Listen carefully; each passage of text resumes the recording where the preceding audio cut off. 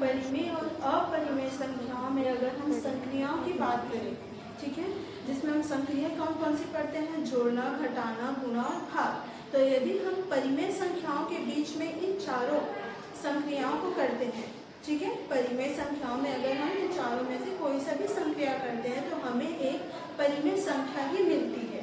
उसी तरीके से अगर हम अपरिमेय संख्याओं में ये चारों संक्रिया करते हैं, ठीक है, तो भी हमें एक अपरिमेय संख्या ही मिलती है।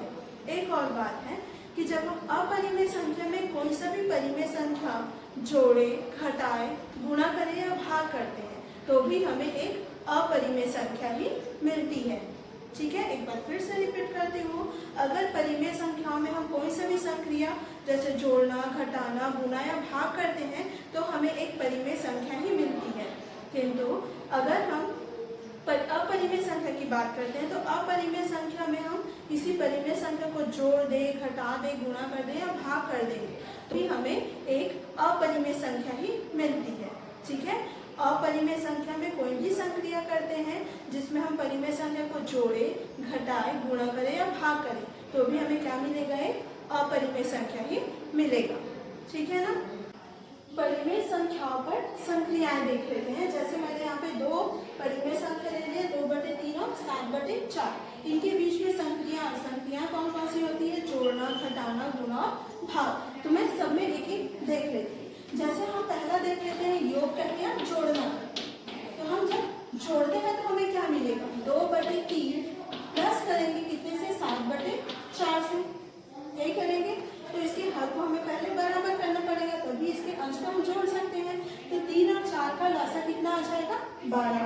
तो 3 को हमें कितना बनाना है, 12। तो 3 को कितना से गुणा करना पड़ेगा, 4 से। तो हम क्या कर देंगे, यहाँ पे 2/3 गुणा हो जाएगा 4/4 धन 7/4। अब इस 4 को हमें कितना बनाना है, 12 बनाना है। तो इसको कितने से गुणा करना पड़ेगा, 3 से। तो 3/3 होगा। ठीक है, तो अब ये कितना हो जाएगा हमारा, 4 दूनी 8 बटे में 12 धन 7 या 21 बटे में 12। यही हो गया। तो इसको करेंगे तो हर दोनों में बराबर है तो एक बार लिख दिए। ये है 8 धन 21, 8 धन 21। तो ये हमारा कितना हो गया, 29/12। ठीक है, तो हमें क्या निष्कर्ष मिल रहा है कि जब हम दो परिमेय संख्या को जोड़ रहे हैं तो योगफल भी हमें क्या मिल रहा है, परिमेय संख्या। ठीक है, इसी तरीके से अगर हम इसमें ही ले लेते हैं घटाना है, अंतर करना है, तो ये कितना हो जाएगा। ठीक है, क्या करना है, इसको घटाना है। ठीक, यहाँ पे माइनस कर देंगे, यहाँ पे माइनस हो जाएगा, यहाँ पे माइनस। तो ये कितना हो गया हमारा, 12, 8 ऋण 21। तो इसको जब माइनस होगा तो ये हो जाएगा -13/12 हो जाएगा। यही मिलेगा, 8 प्लस में है, 21 माइनस में है। ठीक है, तो बड़े में से हम छोटे को माइनस करेंगे तो 13 आ गया। दोनों में से बड़ी संख्या कौन सी है, 21। और 21 के सामने कौन सा चिन्ह है, माइनस, इसलिए यहाँ पे आ गया माइनस। तो क्या मिल रहा है कि जब हम दो परिमेय संख्या को घटा रहे हैं तो भी हमें जो अंतर मिल रहा है वो भी क्या मिल रहा है, परिमेय संख्या मिल रहा है। ठीक है, इसी तरीके से हम गुणा और भाग के लिए भी देख लेते हैं। ठीक है, गुणा और भाग के लिए तो हम यहाँ पे पहला देख लेते हैं गुणा के लिए। तो जब हम गुणा के लिए देखते हैं तो 2/3 गुणा क्या हो जाएगा, 7/4। यही होगा। अब देखिए ये दोनों तो कर सकते हैं ना, 2 एकम 2, 2 दूनी 4, यही होगा। अब यहाँ पे कितना हो जाएगा, 7 एकम 7 और ये हो गया 3 दूनी 6, ये मिलेगा। ये भी हमारा क्या है, परिमेय संख्या है, अर्थात दो परिमेय संख्या का गुणनफल भी हमें क्या मिल रहा है, परिमेय संख्या। इसी तरीके से हम यहाँ पे भाग के लिए भी देख लेते हैं। ठीक है, तो 2/3 भागित 7/4। तो इसको कैसे लिखेंगे, 2/3 भाग को चिन्ह बदल दिए गुणा। तो हमारी जो दूसरी परिमेय संख्या उसका अंश हर में बदल जाएगा और हर अंश में बदल जाएगा। तो ये हो गया हमारा 4/7। यहाँ पे कुछ कटेगा क्या, नहीं। तो इसको हो जाएगा 2 चौक 8 और ये 3 सत्ते 21, ये आ गया। तो दो परिमेय संख्याओं में जब हम भाग की क्रिया किए तो भी हमें क्या मिल रहा है, परिमेय संख्या। तो हम निष्कर्ष क्या निकालते हैं कि जब दो परिमेय संख्याओं में हम कोई भी संक्रिया कर रहे हैं तो भी हमें क्या मिल रही है, परिमेय संख्या मिल गई। अगर हम दोनों को जोड़े हैं तो हमें योगफल भी हमें एक परिमेय संख्या मिले, ठीक है। और जब हमने घटाया तो भी हमें एक परिमेय संख्या मिले, साथ ही साथ गुणा किए और भाग किए तो गुणनफल भी हमें एक परिमेय संख्या मिल रही थी और भागफल भी हमें क्या मिल रही थी, परिमेय संख्या मिल रही थी, ठीक है। अब देख लेते हैं अपरिमेय संख्या पहचानना, ठीक है। हम अपरिमेय संख्या जानते हैं, वर्गमूल 2, वर्गमूल 3, वर्गमूल 5, वर्गमूल 7, ये सब क्या होती है, अपरिमेय संख्या, ठीक है। वर्गमूल 2 का मान कितना होता है, 1.4142, वो आगे बढ़ते जाता है, ठीक है। वैसे ही वर्गमूल 3 बराबर होता है 1.732005, ठीक। और वर्गमूल 5 का मान होता है 2.23606, वो आगे और आएगा, ठीक है, यही मान होता है। तो अपरिमेय संख्या में जब हम परिमेय संख्या को जोड़ते हैं, घटाते हैं, गुणा करते हैं या भाग करते हैं तो उसमें किस तरीके से परिवर्तन होता है वो देख लेते हैं। जैसे हमने पहला देख लेते हैं योग के, ठीक है। क्या किसके लिए देखते हैं हम, योग के लिए। जैसे हमने देखते हैं तो योग में जैसे मैंने ले लिया कि वर्गमूल 2 में 1 को जोड़ना, ठीक है। ये हमारा अपरिमेय संख्या और 1 हमारा परिमेय संख्या है। तो जब इसको जोड़ेंगे तो वर्गमूल 2 का मान पता है 1.4142, ठीक है। आगे और आता है और उसमें 1 जोड़ तो ये हमें कितना मिलेगा, दशमलव के बाद इसमें क्या है, कुछ नहीं है तो 0 0 तो ले सकते हैं, आएगा ना। तो दशमलव के बाद हमें क्या मिलेगा, ये सेम रहेगा 4142, ये सेम रहेगा और दशमलव से पहले 1 और यहाँ का 1 कितना हो गया 2, ठीक है। तो जब हम अपरिमेय संख्या में परिमेय संख्या को जब जोड़ रहे हैं तो हमें जो योगफल है वो हमें क्या मिल रहा है, अपरिमेय संख्या, ठीक है। हमें क्या मिल रहा है, अपरिमेय संख्या।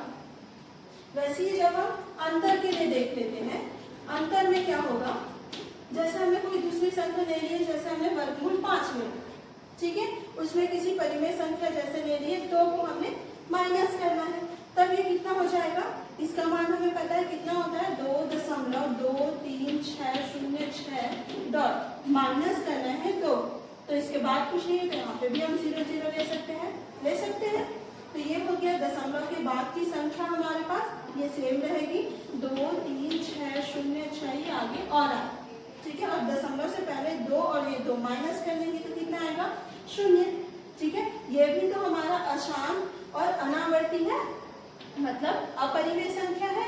तो जब हम अपरिमेय संख्या में किसी परिमेय संख्या को घटा रहे हैं तो भी हमें जो अंतर मिल रहा है वो क्या है, एक अपरिमेय संख्या है। उसी तरीके से आप गुणा के लिए भी देख सकते हैं। तो गुणा में जैसे हमने ले लिया कि वर्गमूल 3 में हम गुणा कर दिए 3 को, ठीक है, वर्गमूल 3 में 3 का गुणा, तो वर्गमूल 3 का हमें मान पता है 1.73205, डॉट गुणा कितने से करना है, 3 से करना है, यही है। तो देखिए यहाँ पे कौन सी संख्या आ रही है, वो तो बढ़ते जा रही है, तो ये इसके साथ हम जब गुणा करेंगे तो इतना हिस्सा भी तो हम कर पाएंगे ना, क्योंकि आगे की हिस्सा तो हमें पता नहीं है, तो इसका गुणनफल भी क्या मिलेगा यहाँ पे, डॉट इसका तो पता नहीं है, 5 3 15 का 5 हासिल है 1, 3 0 0 और 1 हो गया, 3 दूनी 6, 3 3 9, 3 7 21 का 1 हासिल 2 गया, 3 1 3 और हासिल 2 हो गया 5, ठीक है। तो यहाँ पे डॉट डॉट मिल रहा है, मतलब वो क्या चीज है, ये अशांत अनावर्ती दशमलव है। अशांत अनावर्ती दशमलव को ही क्या कहा जाता है, अपरिमेय संख्या। तो जब हमने अपरिमेय संख्या और परिमेय संख्या का जो गुणनफल निकाले हैं वो भी हमें क्या मिल रहा है, अपरिमेय संख्या। इसी तरीके से हमारी चौथी संख्या क्या होती है, भाग। अब किसी संख्या से हम इसको भाग करके देखते हैं, जैसे हमने मान लिया कोई संख्या वर्गमूल 5 को ही ले लिया, उसको हम भाग दे रहे हैं 3 से, ठीक है। ये हमारे अपरिमेय संख्या और ये परिमेय संख्या है। तो जब हम इसको भाग दिए तो भाग देंगे तो वर्गमूल 5 का मान हमें पता है कि 2.2360 डॉट डॉट बटे में कितना आएगा 3, यही चीज हम 3, ये तो नहीं भाग जाएगा ना, ये भाग नहीं जाएगा, तो इसकी जगह क्या होगा 0 दशमलव, ये 2 हासिल इसमें गया तो 22 बन गया, 3 7 21 हासिल 1 ये 13 बन गया, तो 3 4 12 ये बन गया 16, 3 5 15, 3 दिया 9 हासिल 1 गया, 3 5 15, फिर इधर हासिल जाएगा वो आगे बढ़ते हुए जाएगा, तो अभी हमें क्या मिल रहा है, अपरिमेय संख्या मिल रहा है। तो निष्कर्ष क्या निकल रहा है कि जब हम किसी अपरिमेय संख्या में परिमेय संख्या के साथ कोई संक्रिया कराते हैं तो भी हमें जो आंसर मिलेगा, चाहे वो योगफल हो, माइनस करना हो, अंतर निकालना हो, गुणनफल निकालना हो या भागफल, वो भी हमें क्या मिलेगी, एक अपरिमेय संख्या ही मिलती है। भी दो धनात्मक वास्तविक संख्याएं हैं तो ये कुछ नियम से हैं, ठीक है। फॉर्मूला आपने वर्ग समीकरण आपने पढ़ा था इससे पहले, ठीक है, इससे पहले आप पढ़ चुके हैं वर्ग समीकरण क्या होता है। उसमें हम 3 समीकरण पढ़ते हैं, जिसमें एक है a प्लस बी पूरे का वर्ग, ये क्या हो जाता है, a का वर्ग, ठीक है, प्लस 2ab प्लस b का वर्ग, ये नियम पढ़े हो।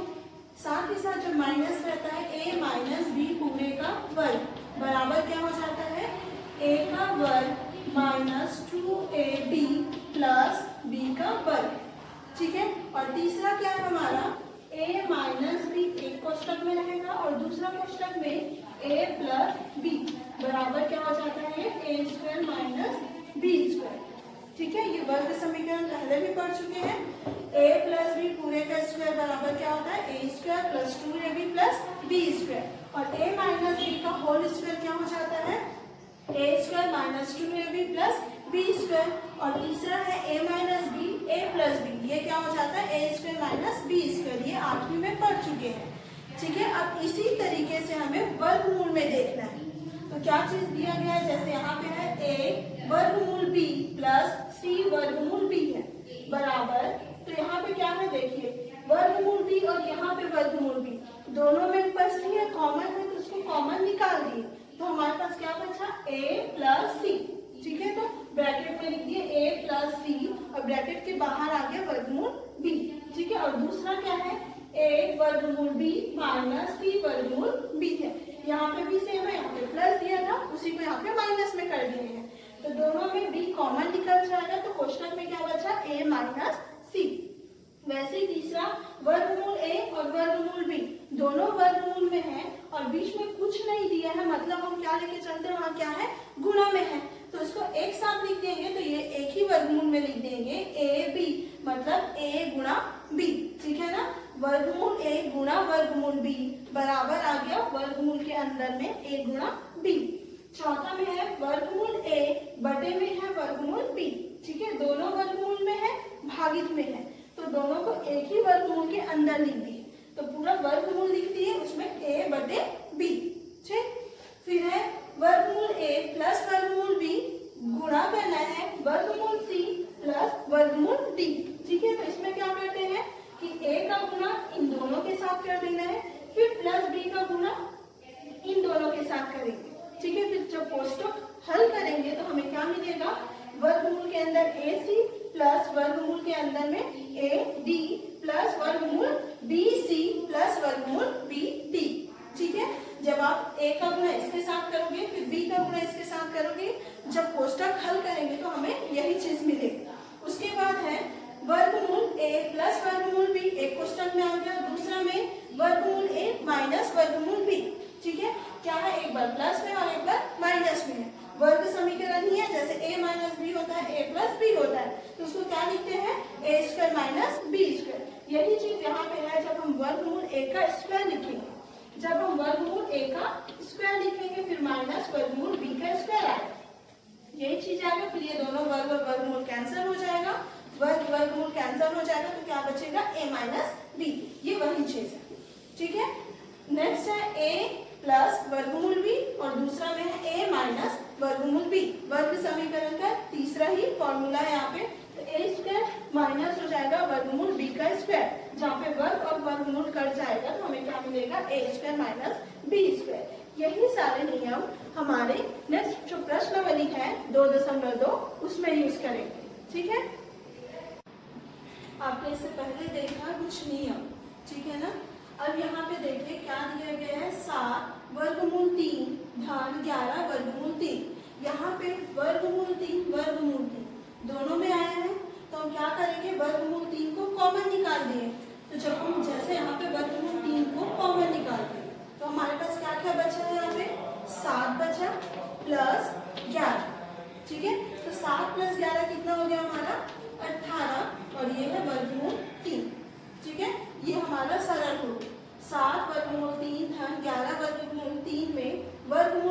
दोनों में था तो वो कॉमन निकल गया, तो हमारे पास बचा क्या ब्रैकेट में 7 धन 11, और 7 धन 11 कितना हो गया 18, तो 18 वर्गमूल 3। ठीक है, दूसरा क्वेश्चन है 2 वर्गमूल 2 धन 3 वर्गमूल 5 और 5 वर्गमूल 2 ऋण 2 वर्गमूल 5 में क्या निकालना है, योग करना है। ठीक है, तो हम दोनों को योग करना मतलब प्लस करेंगे, तो 2 वर्गमूल 2 धन 3 वर्गमूल 5, ये हो गया, प्लस 5 वर्गमूल 2 ऋण 2 वर्गमूल 5, ये आ गया। अब देखिए यहाँ पे सेम है क्या कुछ, तो यहाँ पे वर्गमूल 2 है, यहाँ पे है वर्गमूल 2, और ये वर्गमूल 5 है और यहाँ पे वर्गमूल 5 है, तो दोनों को जमा लेते हैं, तो ये हो जाएगा 2 वर्गमूल 2 प्लस 5 वर्गमूल 2, ये हो गया। फिर है प्लस वर्गमूल 3 वर्गमूल 5 ऋण 2 वर्गमूल 5। ठीक है, यहाँ पे सिर्फ हमने इसकी जगह को चेंज किया। अब देखिए यहाँ पे दोनों में वर्गमूल 2, इसमें वर्गमूल 2, दोनों में आए तो दोनों को कॉमन कर देंगे, तो ये हो जाएगा वर्गमूल 2, तो हमारे पास क्या बचा यहाँ पे 2 प्लस 5, 2 प्लस 5 प्लस हो जाएगा यहाँ पे दोनों में सेम है वर्गमूल 5, कॉमन निकाल दिए, तो यहाँ पे है 3 ऋण 2। ठीक है, अब यहाँ पे 2 धन 5 कितना हो जाएगा 7 वर्गमूल 2 धन 3 ऋण 2 कितना हो गया 1 वर्गमूल 5। ठीक है, ये हमारे निकल गया योग। ठीक, अब वैसे नेक्स्ट क्वेश्चन में हमें क्या निकालना है, अंतर, अर्थात उसको घटाना है, तो घटाएंगे तो 3 वर्गमूल 5 धन 5 वर्गमूल 7, माइनस करना है। जब भी माइनस करते हैं तो जो दूसरा वाला पद मिलेगा उसको ब्रैकेट में लिखना है, तो माइनस कर दिए क्या है 8 वर्गमूल 7 ऋण 5 वर्गमूल 5। ठीक है, अब 3 वर्गमूल 5 धन 5 वर्गमूल 7 माइनस, ये माइनस है तो अंदर के चिन्ह को वो क्या कर देगा, बदल देगा, तो ये 8 वर्गमूल 7 हमारे प्लस में था, वो हो जाएगा माइनस में, और ये जो माइनस है वो बन जाएगा प्लस 5 वर्गमूल 5। ठीक है, अब इसी को जमा के लिख देंगे, तो जब जमा के लिखेंगे तो ये वर्गमूल 5 के साथ ये वर्गमूल 5 आ जाएगा, और ये 7 है वर्गमूल 7 के साथ आ जाएगा, तो ये होगा हमारा 3 वर्गमूल 5 धन 5 वर्गमूल 5। ठीक है, इसको यहाँ पे लिख दिए, प्लस 5 वर्गमूल 7 और माइनस में है 8 वर्गमूल 7। ठीक, अब ये कितना हो गया 3 वर्गमूल 5 धन 5 वर्गमूल 5।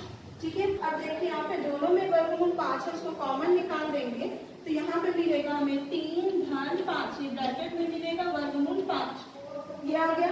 फिर यहाँ पे है प्लस, अब दोनों में क्या चीज कॉमन है, वर्गमूल 7, तो हमें ब्रैकेट में मिलेगा 5 ऋण 8, 5 ऋण 8 और वर्गमूल 7 कॉमन है। अब इन दोनों को प्लस कर देंगे तो ये हो गया हमारा 8 वर्गमूल 5 प्लस। ठीक है, यहाँ पे 5 माइनस 8 है, तो 5 माइनस 8 कितना हो जाएगा -3 वर्गमूल 7, ये हो गया हमारा 8 वर्गमूल 5 प्लस और माइनस का -3 वर्गमूल 7, ये हो गया इसका आंसर।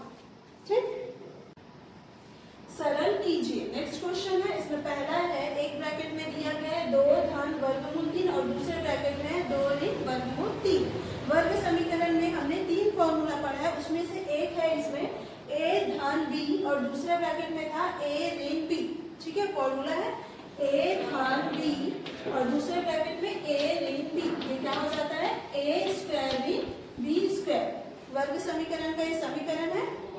अब इसमें देखिए अगर मैं तुलना करती हूँ तो a बराबर, a के जगह इसमें कितना दिया गया है 2 और b के बराबर में कितना दिया गया है वर्गमूल 3, वही चीज है a प्लस b, यहाँ पे है 2 धन वर्गमूल 3, a माइनस b, यहाँ पे है 2 माइनस वर्गमूल 3, तो a के जगह यहाँ पे कितना दिया गया है 2 और b के जगह कितना है वर्गमूल 3, तो इसका क्या हो जाता है a स्क्वायर माइनस b का स्क्वायर, तो यहाँ पे हम करेंगे तो क्या हो जाएगा ये a का स्क्वायर मतलब 2 का स्क्वायर, यही हो जाएगा। फिर माइनस का माइनस, b के जगह क्या लिखना है वर्गमूल 3, तो वर्गमूल 3 का स्क्वायर। ठीक है, तो ये हो गया हमारा 2 का स्क्वायर मतलब 4 माइनस, अब यहाँ पे वर्ग और वर्गमूल कैंसिल हो गए, क्या बचा यहाँ पे 3, तो 4 ऋण 3 कितना आ जाएगा 1, ठीक है। तो ये हमें मिल गया a धन वर्गमूल 3 और a ऋण वर्गमूल 3 का जो सरल रूप है वो क्या है 1, ठीक है।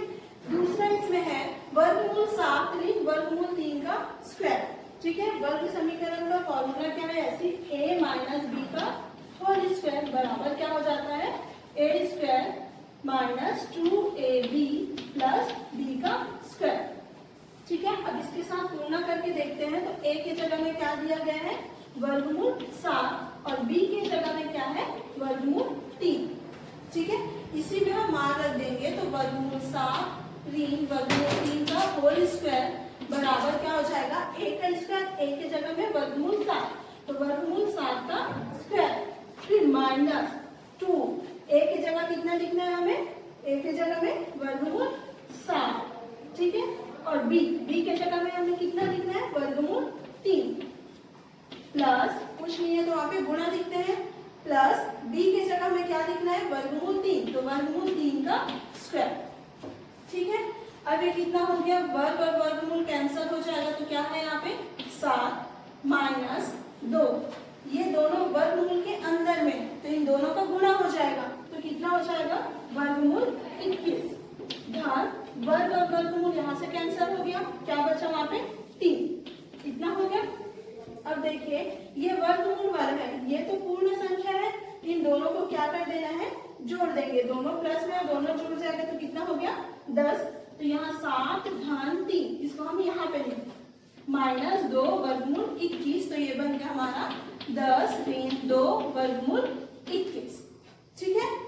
यहाँ से चाहो तो कॉमन भी निकाल सकते हैं, नहीं तो ये हमारा आंसर है, ठीक है।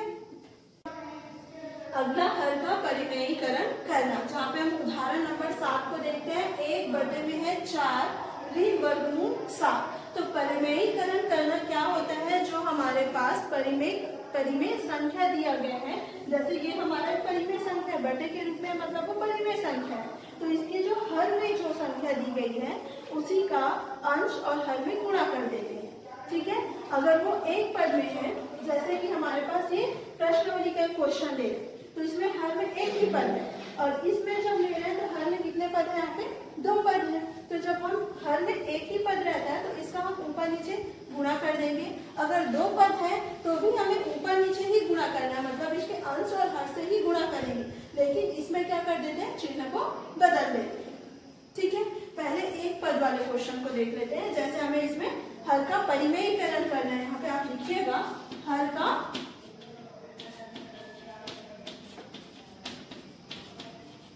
परिमेयीकरण करने पर, आगे लिखिएगा, तो ये हो जाएगा हमारा 2 वर्गमूल 6, यहाँ पे गुणा करना है हर का, ठीक है। हर में क्या है वर्गमूल 6, तो वर्गमूल 6 बटे में आ गया वर्गमूल 6, यहाँ तक समझ में आ गया। अब इसका गुणा कर देंगे, तो ये कितना हो गया हमारा 2 वर्गमूल 6, हम 2 गुणा 6 नहीं कर सकते क्योंकि ये बिना वर्गमूल में है और ये वर्गमूल में है, ठीक है। तो ये हो जाएगा हमारा 2 वर्गमूल 6 बटे ये कितना हो गया वर्गमूल 6 और वर्गमूल 6 का गुणा वर्गमूल 36 हो गया, ठीक है, वर्गमूल 36, ये हो गया 2 वर्गमूल 6 और वर्गमूल 36 का मान कितना होता है 6, ये आ गया। अब देखिए ये तो कर सकता है 2 एकम 2, 2 तिया 6, तो हमारा आंसर क्या मिल रहा है वर्गमूल 6 बटे में क्या आ गया 3, ठीक है। तो 2 बटे वर्गमूल 6 का जब हमने हर का परिमेयीकरण किया तो क्या मिल गया वर्गमूल 6 बटे में 3,